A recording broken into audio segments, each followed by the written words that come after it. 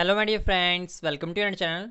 Friends, आज हम fifth class का सब्जेक्ट मैथ का pole star sample paper 3 solve करने वाले हैं। सैम्पल पेपर 3 की वीडियो हमने पार्ट बाय पार्ट बना रखी है। पार्ट नंबर ए को हमने पहले ही कंप्लीट कर रखा है। आज हम इस वीडियो में पार्ट नंबर बी के सभी क्वेश्चन को सॉल्व करेंगे। ओके फ्रेंड्स, इसमें पार्ट बाय पार्ट हमें पेपर नहीं आएगा, हमने पार्ट बाय पार्ट वीडियो बनाई है। पार्ट ए में हमने 2 मार्क्स वाले क्वेश्चन रखा हुआ है और पार्ट बी में हमने 5 मार्क्स वाले क्वेश्चन रखा है। ओके फ्रेंड्स, तो चलिए लेट्स स्टार्ट करते हैं वीडियो को। पार्ट नंबर बी का जो हमारा पहला क्वेश्चन है वो यहाँ से स्टार्ट होता है, क्वेश्चन नंबर 21 से। ओके फ्रेंड्स, चलिए लेट्स स्टार्ट करते हैं। इसमें जो हमारे पास बोला गया है फिलअप है, 5 फिलअप हैं और एक फिलअप के एक मार्क्स। ओके फ्रेंड्स, चलिए सबसे पहले में कहा गया है dash is made from the net. हमें यहाँ पर ये फिगर दे रखी है, ये कंप्लीट फिगर शायद में भी आपको विजिबल ना हो रही हो, उसके लिए मैंने क्या किया है, एक अलग सी फिगर यहाँ ड्रॉ कर रखी है, हूबहू वैसी बनाई है। और बोला गया है कि ये एक नेट है, नेट के थ्रू अगर हम इसको, या एक बॉक्स कह लीजिए, अगर उसको हम फोल्ड करते हैं तो ये कौन सी शेप बनेगा। ओके फ्रेंड्स, आप इसको इसी अकॉर्डिंग पेपर से कट करके भी बना सकते हैं और कार्डबोर्ड की सहायता से भी बना सकते हैं। ओके फ्रेंड्स, तो ये हमारा फाइनली इनके सभी जो साइडें दे रखी हैं, देखिए ये जो साइड है बॉक्स की, ये हमारे पास इक्वल साइड के हैं। ओके फ्रेंड्स, ये सारे बॉक्सेस इक्वल साइड के हैं, सभी की मेजरमेंट एक बराबर है। अगर हम इनको फोल्ड करते हैं तो एक स्क्वायर बॉक्स, एक क्यूब बॉक्स क्रिएट होगा। ओके फ्रेंड्स, एक क्यूब बॉक्स क्रिएट होगा, तो आंसर में हम लिखेंगे cube. Okay friends, I hope ये आपको क्लियर हो गया होगा। अगला क्वेश्चन जो है सेम इसी अकॉर्डिंग है, पर इसकी जो लेंथ दिखी है ये ज़्यादा दे रखी है और ये एक बराबर है। जो साइड में दिख रहे हैं आपको ये थोड़े छोटे हैं, तो जब इनको हम बॉक्स में कन्वर्ट करेंगे तो ये क्यूबॉइड की शेप का बनेगा। ओके फ्रेंड्स, जिसकी लेंथ ज़्यादा होती है, ब्रेथ कम होती है, और अगर वो 3D शेप ले रहा है तो वो क्या बनेगा हमारे पास, क्यूबॉइड। ओके फ्रेंड्स, पहला हमारा क्यूब है तो आप यहाँ पर क्यूब लिखेंगे, दूसरा हमारा क्यूबॉइड बनेगा तो आप यहाँ पर क्यूबॉइड लिखेंगे। थर्ड पढ़ लेते हैं, इसमें भी हमें ऐसे ही बोला गया है कि ये कौन सी फिगर ड्रॉ होगी। ओके फ्रेंड्स, चलिए उसको भी ड्रॉ करते हैं। तो जो ये फिगर बनी है वो कुछ इस अकॉर्डिंग बनी है, ट्राइंगल जैसा ऊपर दिख रहा है और नीचे सर्कल जैसा दिख रहा है। तो ये अगर हम इसको रोटेट करेंगे कॉपी पे ड्रॉ करके या कार्डबोर्ड की सहायता से, तो ये कोन की शेप लेगा। ओके फ्रेंड्स, तो फाइनली 3D हम इसको कोन से डिनोट करते हैं, कोन। आई होप ये आपको क्लियर हो गया होगा। चलिए अगला क्वेश्चन करते हैं। क्वेश्चन नंबर 4 में हमसे कहा गया है dash is made of from the net. हमें इस तरह का फिगर दे रखा है, एक शीट यहाँ लगी हुई है, थोड़ी अगर आप बड़ी बनाना चाहें तो बना सकते हैं, इतनी बड़ी जैसा कि उसमें दिखाया गया है। ओके फ्रेंड्स, अगर हम इसको रोटेट करते हैं, ये शीट को ऐसे गोल करते हैं और ऊपर को राउंड शेप बनेगा, तो वो हमारा जब 3D शेप बनेगा तो हमारा सिलेंडर की तरह बनेगा। ओके फ्रेंड्स, तो हम यहाँ फाइनली लिखेंगे cylinder. Okay friends, I hope ये फिगर्स आपको क्रिएट हो रही हैं। इन फिगर को अगर 3D में ड्रॉ करना है आपने, तो आप शीट की सहायता लेंगे और ऐसे उसको आप रोटेट कर देंगे, ऐसे कुछ इस अकॉर्डिंग। तो देखिए एक सिलेंडर शेप बन रहा है हमारे पास। ओके, इस अकॉर्डिंग बाकी भी फिगर को ड्रॉ किया जाएगा। चलिए अगले क्वेश्चन करते हैं। हमें बोला गया football is dash dimension. Football हमारा कितनी डायमेंशन होती है, फुटबॉल हमारा 3 डायमेंशन होता है। 3 डायमेंशन कैसे, क्योंकि वो एक गेंद की शेप लेता है, गेंद हमारा स्फेयर काउंट होता है। ओके फ्रेंड्स, तो यहाँ पर हम लिखेंगे 3 डायमेंशन, 3D लिखते हैं आप या पूरा लिखते हैं, 3 भी लिख देंगे तो भी चलेगा, 3 डायमेंशन। ओके फ्रेंड्स, जो फिगर्स जिनके अंदर हम कुछ रख सकते हैं, सामान या कोई पर्टिकुलर चीज़ रखते हैं, पानी रखते हैं, तो वो हमारा 3D काउंट होता है। और 2D हमारा फ्लैट सरफेस काउंट होता है। जैसे ये पेज है, अगर मैं इसको ऐसे रख दूंगा तो इसने इतना एरिया, ये जो पोल स्टार था उसका घेर लिया, तो इसको एरिया कहते हैं। और यही अगर एक बॉक्स रख लेते हैं, मानते हैं एक बॉक्स है हमारे पास, इसमें मैंने पेन पेंसिल सब कुछ रख रखा है, तो ये क्या हुआ, ये इट्स अ वॉल्यूम, ये एक वॉल्यूम काउंट हो रहा है, तो ये हमारा 3D बनता है। ओके फ्रेंड्स, जिसमें हम कोई सामान रख सकते हैं। आई होप आपको 3 डायमेंशन का मतलब समझ आ गया होगा। चलिए अगला क्वेश्चन करते हैं, क्वेश्चन नंबर 22। क्वेश्चन नंबर 22 में हमसे कहा गया है, ट्रू फॉल्स है, यहाँ पर हमें कहा गया है डेसिमल फॉर्म ऑफ 3/10 इज 0.3। हमें कहा गया है क्या हम 3/10 को 3/10 हम ऐसे लिखेंगे, कॉपी में आपको मतलब इसमें आपको इस अकॉर्डिंग लिखा हुआ है 3 करके 10 लिखा हुआ है, तो जब हम इसको फ्रैक्शन में लिखते हैं तो 3/10 ऐसा लिखते हैं। ओके फ्रेंड्स, क्या हम इसको डेसिमल में अगर लिखेंगे तो क्या 0.3 लिखेंगे? तो बिल्कुल सही है। नीचे कितनी जीरो है हमारे पास? 1, तो हम क्या करेंगे, ऊपर भी हम एक रकम छोड़ के पॉइंट लगाएंगे। आई होप ये आपको क्लियर हो गया होगा। कैसे करना है, नीचे कितनी रकमें हैं? 2 रकमें हैं, तो हम एक काम करते हैं, कोई 2 रकमों वाला डिजिट रखते हैं। जैसे मानते हैं 15 है और अपॉन में 10 है, तो क्या करना है, इन दोनों के बीच में एक पॉइंट लाना है, एक रकम छोड़ देनी है, तो आंसर क्या लिखेंगे 1.5। अगर आपके पास यहाँ पर 3/100 आता है तो सबसे पहले आप क्या कीजिए, ऊपर भी 3 डिजिट बनाने की कोशिश कीजिए। वो कैसे बनेगा, 003 बनेगा। ओके फ्रेंड्स, अब नीचे कितने जीरो है? 2, तो हम क्या करेंगे, ऊपर की 2 रकमें छोड़कर पॉइंट लगाएंगे। इट मीन्स पॉइंट हमारा यहाँ आएगा। Answer is 0.03। इसी अकॉर्डिंग हमें ये कहा गया था, तो हम इसको भी कंप्लीट करेंगे। 3 लिखा हुआ है तो आगे हम 0 लगा लेंगे और पॉइंट कहाँ लगाएंगे, यहाँ इन दोनों के बीच में, तो फाइनली आंसर 0.3। तो ये हमारा बिल्कुल ये एक ट्रू स्टेटमेंट कही जा रही है, इसका आंसर आप ट्रू लिखेंगे। ओके फ्रेंड्स, एक ट्रू स्टेटमेंट है, आंसर में आप लिखेंगे ट्रू। आई होप ये आपको कंसेप्ट क्लियर हो गया होगा। चलिए अगला क्वेश्चन करते हैं। क्वेश्चन नंबर 2 में हमें कहा गया है 1/5, 1/9, 1/7 आर यूनिट फ्रैक्शन। हमें कहा गया है कि 1/5, 1/9 और 1/7 क्या ये यूनिट फ्रैक्शन है? तो याद रखिए, जब भी यूनिट फ्रैक्शन आता है, यूनिट फ्रैक्शन में हम ऊपर 1 1 काउंट करते हैं। अगर सभी टर्मों में आपको 1 दिख रही है तो क्या है, ये आंसर ट्रू है, ये एक यूनिट फ्रैक्शन काउंट है। तो सबसे पहले ये क्लियर करते हैं, ये हमारा आंसर ट्रू है, इसका आंसर हम ट्रू लिखेंगे। ये एक ट्रू स्टेटमेंट कही जा रही है। चलिए अगला क्वेश्चन करते हैं। अगले क्वेश्चन में बोला गया है 9/4 इज अ प्रॉपर फ्रैक्शन। हमें कहा गया है क्या 9/4 हमारा प्रॉपर फ्रैक्शन है? तो याद रखिए, प्रॉपर फ्रैक्शन में हमारे पास जो नॉमिनेटर होता है वो छोटा होता है और जो नीचे वाली टर्म होती है डिनोमिनेटर वो बड़ी होती है, उसको हम प्रॉपर फ्रैक्शन कहते हैं। पर हमें यहाँ उल्टा कहा गया है, तो ये बिल्कुल रॉन्ग स्टेटमेंट है, इसका आंसर आप फॉल्स लिखेंगे। ओके फ्रेंड्स, तो आंसर में क्या लिखेंगे, फॉल्स। आई होप ये आपको आंसर क्लियर हो गया होगा। चलिए अगला क्वेश्चन पढ़ लेते हैं। अगले क्वेश्चन में हमसे कहा गया है डिनोमिनेटर ऑफ 3/5 इज 3। हमें क्या कहा है कि अगर कोई फ्रैक्शन हमें 3/5 दी है तो उसमें 3 हमारा डिनोमिनेटर है।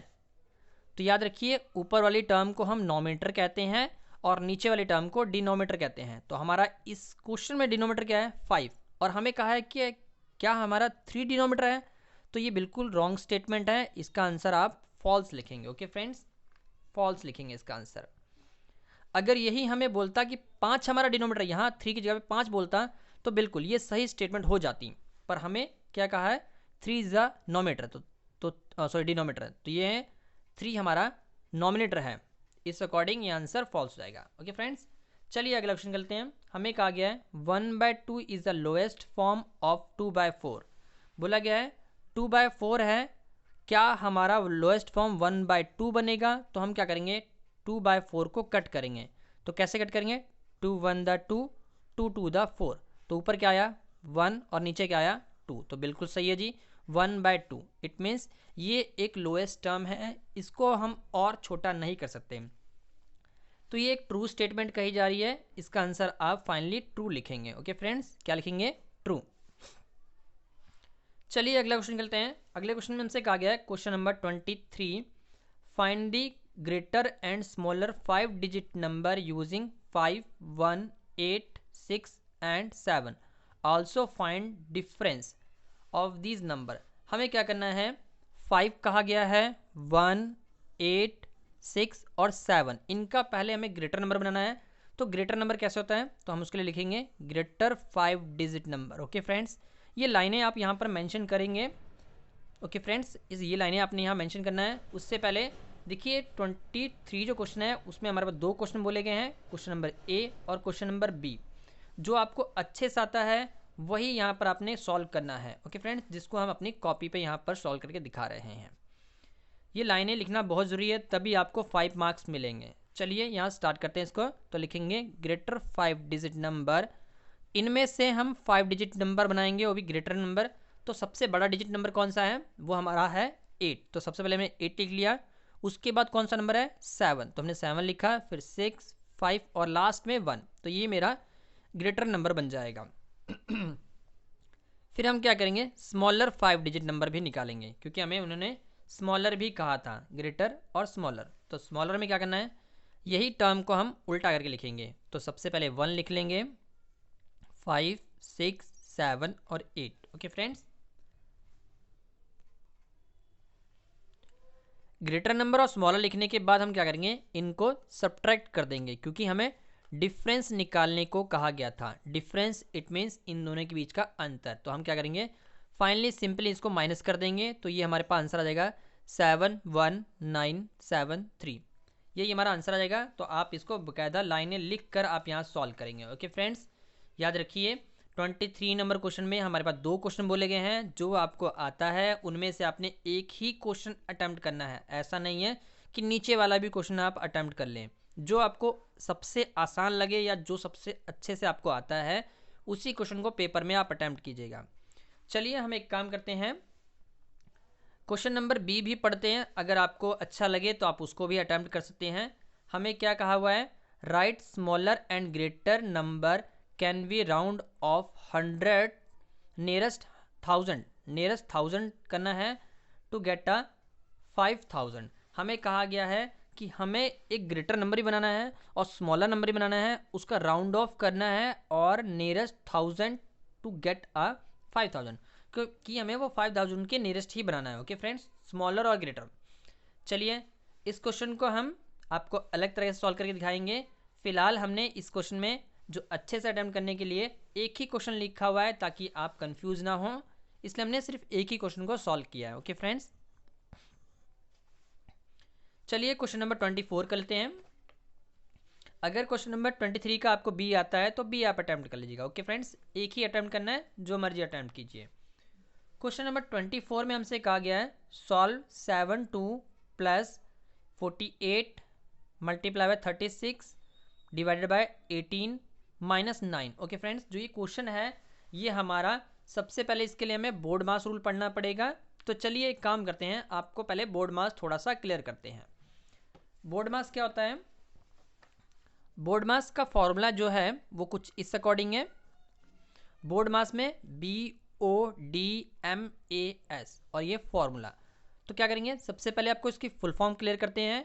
B is called bracket. Bracket हमारे पास कई तरह की होती हैं। सबसे पहले ये स्मॉल ब्रैकेट, फिर ये करली ब्रैकेट, और सबसे लास्ट में आती है या सबसे बड़ी ब्रैकेट आती है, उसको बोलते हैं हम हॉल ब्रैकेट। क्या बोलते हैं, hall bracket. Okay friends, small bracket, करली ब्रैकेट, हॉल ब्रैकेट। सबसे पहले जब भी आपको बोर्ड मास अप्लाई होगा तो इनमें से देखना है कोई ब्रैकेट तो नहीं लगी है। अगर ब्रैकेट लगी है, सबसे पहले आप ब्रैकेट को ही सॉल्व करेंगे।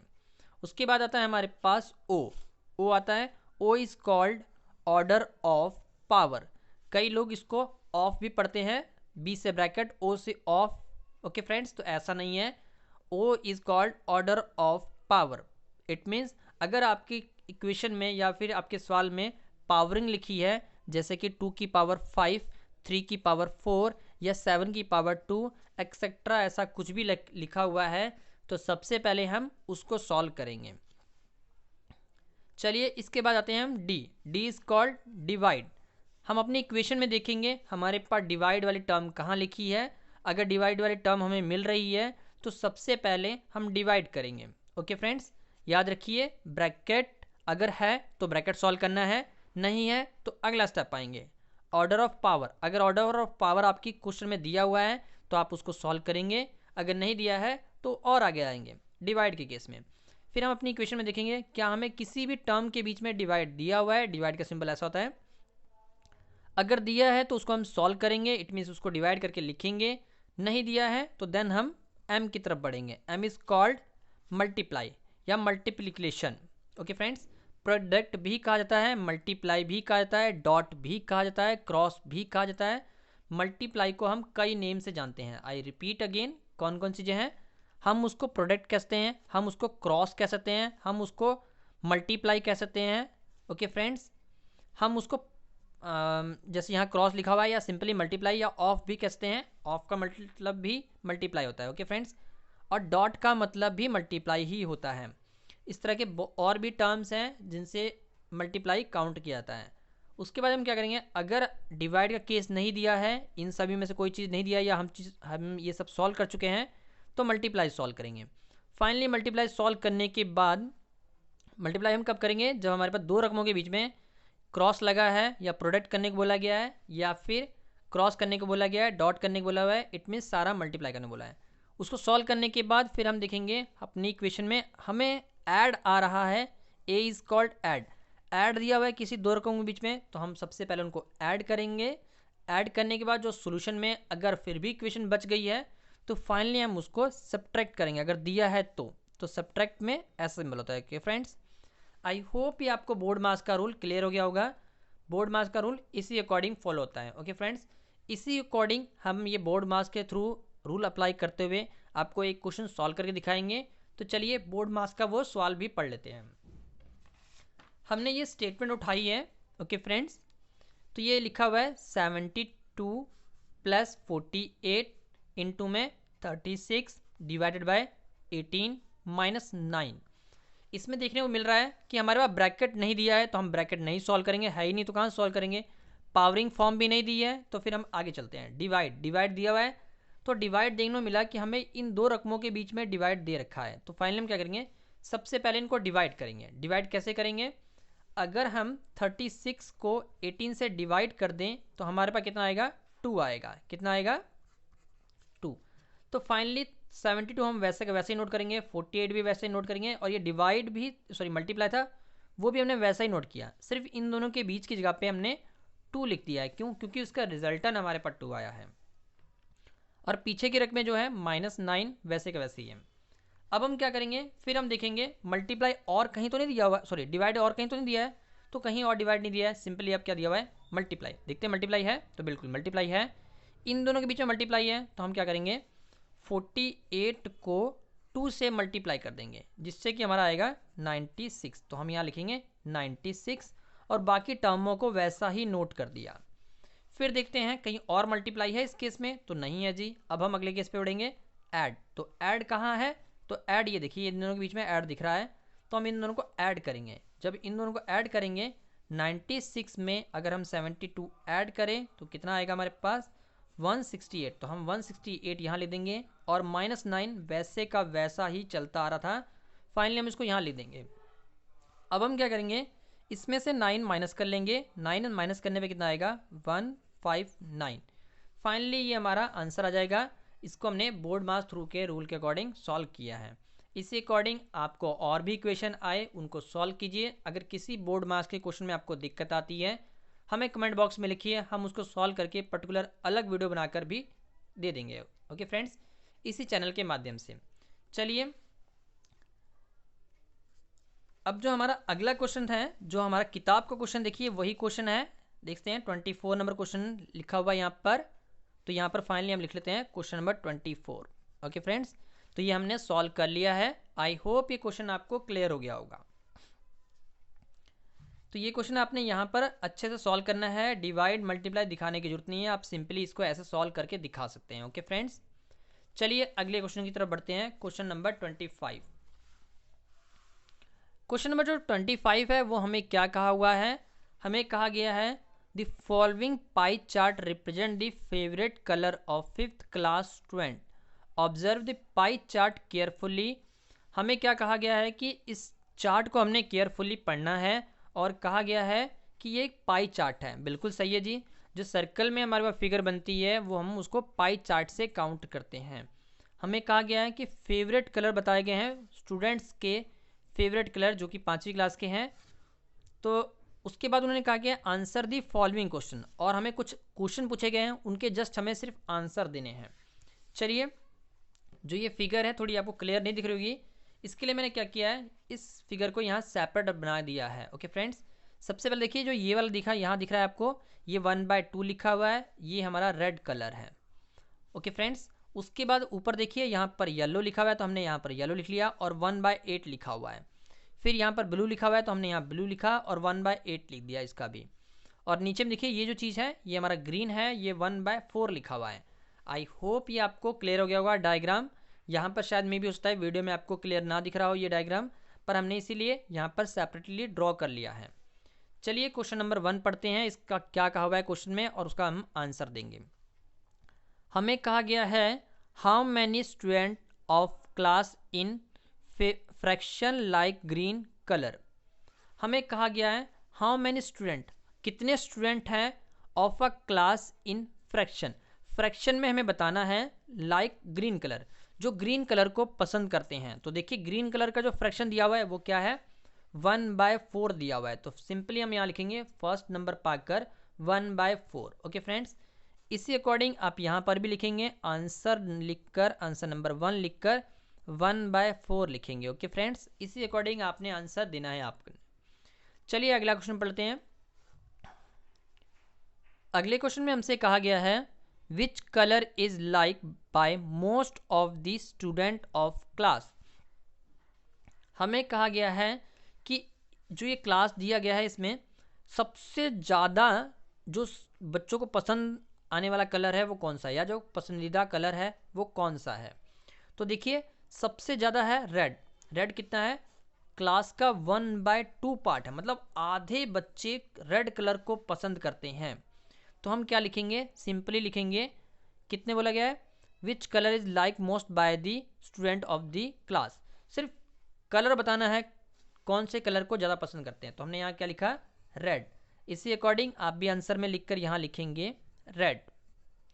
चलिए थर्ड क्वेश्चन कर लेते हैं। थर्ड में हमसे कहा गया है if there are 40 student in the class. हमें कहा गया है अगर पूरी क्लास जो मिलाकर 40 स्टूडेंट हैं, how many student like green colour. तो उनमें से ग्रीन कलर के कितने स्टूडेंट हैं जो ग्रीन कलर को पसंद करते हैं।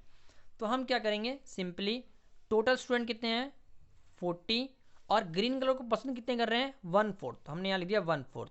अब क्या करेंगे, इसको सिंपली हम कट कर देंगे तो ऊपर आएगा 10 और 10 और 1 को मल्टीप्लाई करेंगे तो कितना आएगा 10 ही आ जाएगा।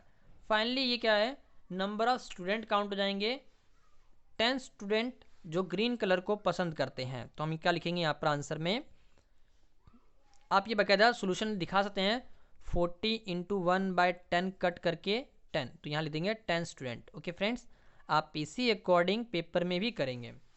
आई होप ये आंसर आपको क्लियर हो गया होगा और ये पाई चार्ट पूरा समझ आ गया होगा। ओके फ्रेंड्स, चलिए अगले क्वेश्चन की तरफ बढ़ते हैं। क्वेश्चन नंबर 26 में हमसे कहा गया है there is a far distance village.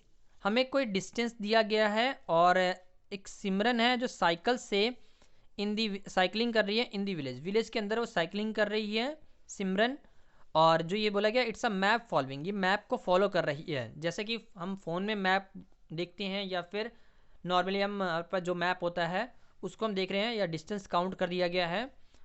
Find the distance cover by the Simran. Distance कितना सिमरन कितना डिस्टेंस कवर कर रही है, या कितना उसने डिस्टेंस, कितनी दूर तक उसने साइकिल चलाया है, कितने मीटर कितने किलोमीटर वो बताया गया है। तो सबसे पहला बोला हुआ है हमें क्वेश्चन फ्रॉम डी से लेकर ए पासिंग थ्रू बी। हमें डी से लेकर ए तक का डिस्टेंस चाहिए और जिसमें बी पास होना चाहिए। तो ये जो फिगर है कुछ क्लियर नहीं हो रही होगी शायद आपको, तो मैंने क्या किया है सिर्फ डी से लेकर ए तक का एक डायग्राम ड्रॉ कर लिया है। डी हमारा देखते हैं, ए हमारा यहाँ है जो कि मैंने ऊपर ड्रॉ किया हुआ है, डी हमारा नीचे है तो जो कि मैंने यहाँ ड्रॉ किया है, ए हमारा यहाँ है जो कि मैंने यहाँ ड्रॉ किया है। हमें क्या चाहिए, डिस्टेंस चाहिए। डिस्टेंस कहाँ चाहिए, डी से लेकर ए। डी से लेकर ए तो बिल्कुल सीधा है, पर उन्होंने एक कंडीशन दे दी है कि बी को हमने बी वाले पोल को या बी वाले पॉइंट को टच करके आना है। तो बी हमारा कहाँ है, बी हमारा यहाँ है। इट मीन्स मैं डी से चलना स्टार्ट करूँगा, यहाँ से चलना स्टार्ट करूँगा, बी पर जाऊँगा, उसके बाद ए पर भी जाऊँगा। ओके फ्रेंड्स, यहाँ से लेकर ए तक हमें पहुँचना है, पर स्टेप कहे गए हैं सबसे पहले हमें डी से बी जाना है और बी से लेकर ए जाना है। हम डी से लेकर ए नहीं जा सकते क्योंकि उन्होंने कहा है सबसे पहले आपने बी पे जाना है। बी पे ऐसा मान लेते हैं कि बी पे एक फ्लैग है, वो फ्लैग लेकर ए वाले पॉइंट तक पहुंचना है। तो डिस्टेंस के लिए क्या करेंगे, देखिए मैंने यहाँ पर डिस्टेंस मेंशन कर रखा है, शायद आपको यहाँ पर विजिबल ना हो रहा हो।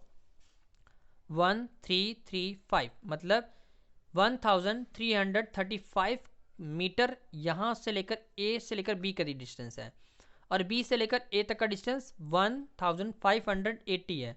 हम फाइनली इनको दोनों को ऐड कर लेंगे, तो ऐड करने के लिए हम इस अकॉर्डिंग लिखेंगे।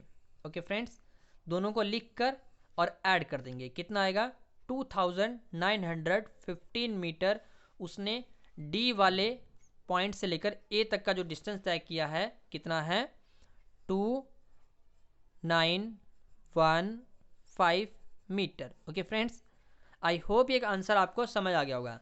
आप जब पेपर में आपको ये सवाल आएगा तो जैसे मैंने यहाँ सॉल्व किया हुआ है वैसा ही लाइन लिखकर आप सॉल्व करेंगे। ओके फ्रेंड्स, चलिए नेक्स्ट पॉइंट को कर लेते हैं। सेकंड पॉइंट में हमसे बोला गया है फ्रॉम ए से लेकर डी जाना है पासिंग थ्रू बी और सी। हमें फिर से बोला गया है कि यहाँ पर ए वाले पॉइंट से डी, या डी से ए बोला गया है, या डी से ए बोला गया था, अब ए से डी जाना है हमें। ओके फ्रेंड्स, तो उसके लिए मैंने डायग्राम ड्रॉ किया हुआ है। ए यहाँ रखा है, उन्होंने कहा है कि ए से लेकर हमें डी तक पहुँचना है, मतलब ए से हमें यहाँ पहुँचना है डी वाले पॉइंट पे। अगला डायग्राम मैंने इस अकॉर्डिंग ड्रॉ किया हुआ है। बी हमारा कहाँ है, ये रहा ए, ये रहा बी, ये रहा सी और ये रहा फाइनली डी। तो मैंने यहाँ ड्रॉ कर रखा है और इनकी मेजरमेंट भी लिख दी है। ए से पहले कहाँ जाना है, बी जाना है, बी से कहाँ जाना है, सी जाना है, सी से फिर कहाँ जाना है, डी जाना है। ओके फ्रेंड्स, ये दो पॉइंट्स को टच करना बहुत ज़रूरी है, या फिर ऐसा कह लीजिए इन दोनों पॉइंट्स पे फ्लैग लगा हुआ है, या फ्लैग को हमने कैरी करके अगले पॉइंट पर डी वाले पॉइंट पर आना है। तो टोटल हमारे पास क्या है, कितना डिस्टेंस तय होगा, इसको ऐड करेंगे, इनको ऐड करेंगे और इनको भी ऐड करके, तीनों को ऐड करके बताएंगे कितना आएगा। तो फाइनली हम तीनों को डिस्टेंस लिख लिया है और उनको हमने ऐड कर दिया है। तो ऐड करके कितना आ रहा है 4095 मीटर। ओके फ्रेंड्स, इसकी भी लाइन आप ऐसे ही लिखेंगे जैसे हमने नोट की हुई है, ये लिखकर आप इस तरह तीनों को प्लस करके दिखा सकते हैं और फाइनली आंसर बता सकते हैं। ओके फ्रेंड्स, ये हमारा पहला आंसर है और ये हमारा सेकेंड आंसर है। ओके फ्रेंड्स, आप लाइन लिखोगे तो आपको पूरे मार्क्स मिलेंगे, आप जस्ट आंसर लिखेंगे तो आपके शायद मे बी मार्क्स कट जाएं। ओके फ्रेंड्स, आई होप ये क्वेश्चन नंबर 16 आपको समझ आ गया होगा। चलिए क्वेश्चन नंबर 17 करते हैं, सॉरी क्वेश्चन नंबर 27 करते हैं। क्वेश्चन नंबर 27 है, कुछ इस अकॉर्डिंग हमें कहा गया है, क्या कहा हुआ है, बोला गया है find the area of the field. हमें एरिया ऑफ द फील्ड चाहिए। शायद मे बी ये डायग्राम आपको क्लियर ना दिख रहा हो, इसके लिए मैंने डायग्राम यहाँ ड्रॉ किया हुआ है। नीचे की जो लेंथ है वो हमारी 96 मीटर कही गई है। ओके फ्रेंड्स, 96, और जो ये ब्रेथ है वो 64 कही गई है। तो हमने क्या किया, 96 यहाँ लिखा और 96 ऊपर भी लिख लिया, 64 यहाँ कहा हुआ है तो 64 हमने यहाँ पर भी लिख लिया है। हमें क्या कहा गया है, एरिया पता करने को कहा है, एरिया।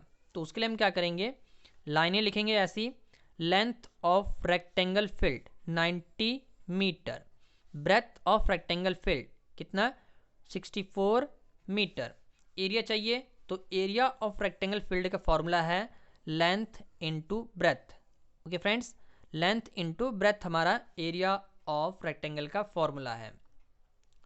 फिर हम क्या करेंगे, फाइनली 96 और 64 को मल्टीप्लाई कर लेंगे, जिससे कि हमारा आंसर आएगा 6144 मीटर का स्क्वायर।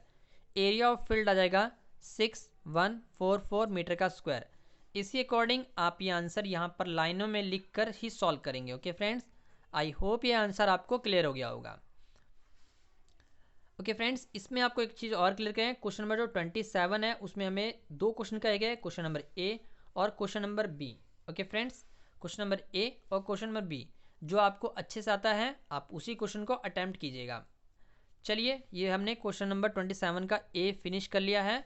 अब हम क्वेश्चन नंबर 27 का बी वाला कर लेते हैं। चलिए, तो बी वाले क्वेश्चन में हमसे क्या कहा हुआ है, हमें कहा गया है the carpet length 8 metre and breadth 5 metre in the auditorium. एक ऑडिटोरियम है जिसकी लेंथ हमें 8 मीटर कही गई है और ब्रेथ हमें 5 मीटर कही गई है। क्या कहा गया है, 125 such a carpet are being set on the floor. हमें कहा गया जो ऑडिटोरियम है उसमें 125 कारपेट बिछाए जा रहे हैं। Find the area of the floor of auditorium. Area of the floor क्या होगा, उसके लिए हम क्या करेंगे, जो एरिया ऑफ ऑडिटोरियम है, जो हमारा ऑडिटोरियम है वो हमारा रेक्टेंगल शेप में है क्योंकि लेंथ बड़ी है और ब्रेथ हमारी थोड़ी छोटी सी है। तो ये हमने मेंशन कर दिया, इधर 5 ऊपर 8 और नीचे भी 8। तो ये हमारा लेंथ है। Length of carpet 8 metre, breadth of carpet 5 metre. Area of carpet क्या होता है, लेंथ इनटू ब्रेथ। ये फार्मूला हमने अभी अभी अप्लाई किया है, वही सेम फार्मूला अप्लाई हो रहा है।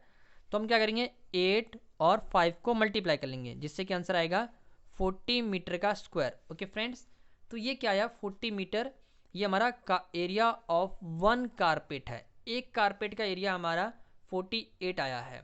अब हमें क्या बोला था, एरिया ऑफ 125 कारपेट चाहिए। तो हमने क्या किया, 125 को 40 से मल्टीप्लाई कर लिया जिससे कि आंसर आएगा हमारे पास 5000 मीटर का स्क्वायर। ओके फ्रेंड्स, एरिया हमने पता किया है तो मीटर का स्क्वायर लगाना ना भूलिएगा। तो लास्ट लाइन लिख लीजिएगा, area of 125 carpet equal to 5000 metre का स्क्वायर। आई होप ये क्वेश्चन आपको क्लियर हो गया होगा। चलिए क्वेश्चन नंबर 28 की तरफ बढ़ते हैं। क्वेश्चन नंबर 28 में हमसे कहा गया है कि हमें गुड राइटिंग में लिखना है, गुड हैंड राइटिंग में लिखना है, जिसके कि आपको 5 मार्क्स मिलेंगे। ओके फ्रेंड्स, इसमें सिर्फ हमें एग्जामिनर जो आएगा बोर्ड में वो हमें कहेगा या तो कुछ लाइनें आप मैथ के फॉर्मूले लिख दीजिए या कुछ लाइनें ऊपर की कुछ लाइनें वही उतार दीजिए। अच्छी अच्छी राइटिंग में उतारना है जिससे कि आपको 5 मार्क्स पूरे मिलेंगे। ओके फ्रेंड्स, इसमें ना तो कोई फॉर्मूला पढ़ना है ना तो कोई क्वेश्चन को सॉल्व करना है। जस्ट जो भी हमें एग्जामिनर कहेंगे कि हाँ जी इस क्वेश्चन को सॉल्व कर दीजिए या इस लाइन को लिख दीजिए 4-5 लाइनें अच्छी अच्छी राइटिंग में, उसके ही 5 मार्क्स आपको बोर्ड में मिल जाएंगे। ओके फ्रेंड्स, आई होप आपको ये पूरा कंसेप्ट क्लियर हो गया होगा। तो मिलते हैं नेक्स्ट वीडियो में, तब तक के लिए टेक केयर। किसी तरह की दिक्कत परेशानी आती है हमें कमेंट कीजिए, हम उसका सोल्यूशन करने की पूरी कोशिश करेंगे। Keep supporting us, please like share and subscribe my YouTube channel. Thank you, take care and all the best for exam. हमारी वीडियो को अपने फ्रेंड सर्कल में शेयर करना ना भूलें, उनको भी शेयर करें ताकि वो भी मॉडल टेस्ट पेपर की तैयारी कर सकें। Thank you.